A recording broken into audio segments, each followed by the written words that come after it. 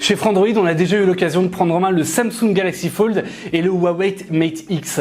C'est vrai qu'ils sont beaux ces smartphones. Alors ils sont pleins d'avenir, mais il n'y a pas un petit truc qui vous gêne? Alors je sais bien qu'on dit que c'est pas la taille qui compte, mais ça joue un petit peu quand même. Salut à toutes et à tous, c'est Geoffroy de Frandroid et aujourd'hui je suis là pour vous parler de ce qui me gêne un petit peu dans les smartphones pliables de Samsung et Huawei et de pourquoi cette technologie des écrans pliables pourrait en fait améliorer le confort d'utilisation des smartphones.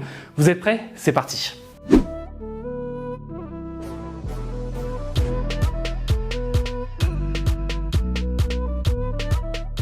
Est-ce que vous aussi, vous avez l'impression que les constructeurs pensent que vos doigts sont extensibles à foison? Parce que tous les ans, c'est vrai que les smartphones sont de plus en plus grands. Or, même si on a eu des bordures qui étaient de plus en plus fines, d'abord avec les écrans 18/9e, puis les écrans 19,5/9e avec des encoches, eh bien, force est de constater que les smartphones sont de plus en plus gros. Histoire de vous donner une idée, la plupart des smartphones haut de gamme aujourd'hui, en fait, ils ont une hauteur de 158 ou 159 mm. Alors comme ça vous parlera pas beaucoup, mais si on prend par exemple des smartphones haut de gamme d'il y a 3 ans, comme le Galaxy S7, eh bien le Galaxy S7, il faisait juste 150 mm. Si on prend le Huawei P9 à l'époque, c'était 145 mm. C'était quand même beaucoup plus petit, 1 cm ou 1,5 cm en moins. Et puis quand certains constructeurs ont commencé à annoncer des smartphones avec des écrans pliables, moi j'étais ravi. Je me suis dit, ah ça y est, enfin des écrans de 6,4 pouces qu'on peut utiliser à deux mains et qu'on peut ensuite replier pour utiliser confortablement avec une seule main. Ça aurait été parfait qu'ils fassent ça, j'aurais adoré.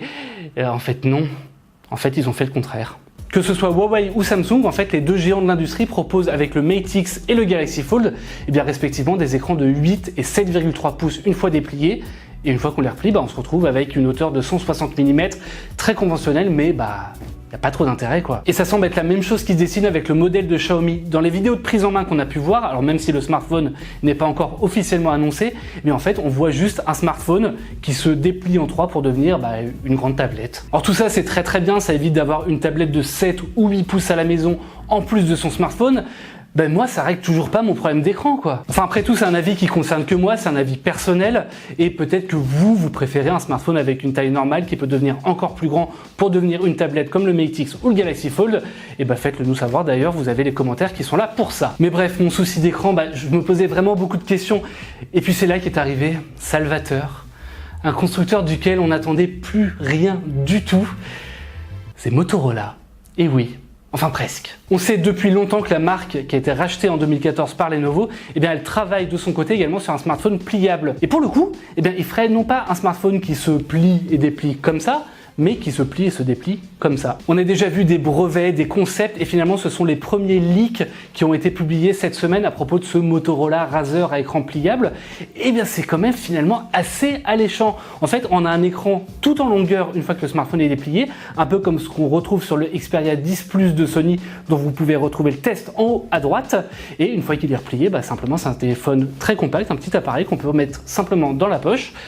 C'est plutôt pas mal. Alors par contre, c'est vrai que c'est pas complètement l'idéal, du moins à mes yeux, parce que le souci c'est que sur les leaks, on voit un grand écran à l'intérieur une fois que le téléphone est déplié, mais une fois qu'il est replié, on voit pas de second écran et a priori donc on pourra pas l'utiliser lorsqu'il est replié. Ça sera juste une boîte qu'on peut mettre dans la poche, mais qu'on pourra pas utiliser.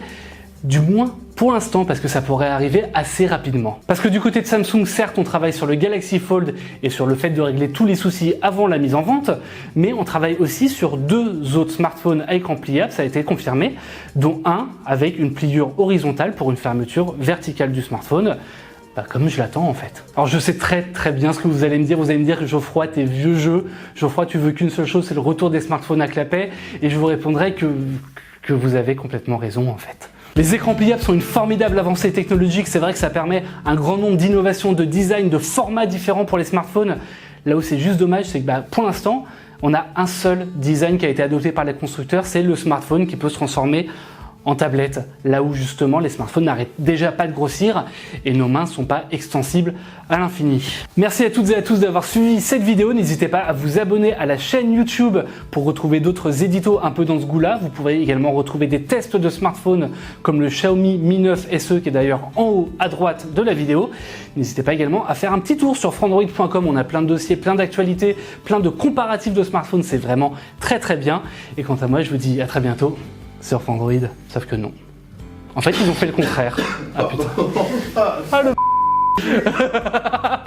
et la taille de nos mains n'est pas extensible à l'infini. Oui, d'objets différents pour les smartphones.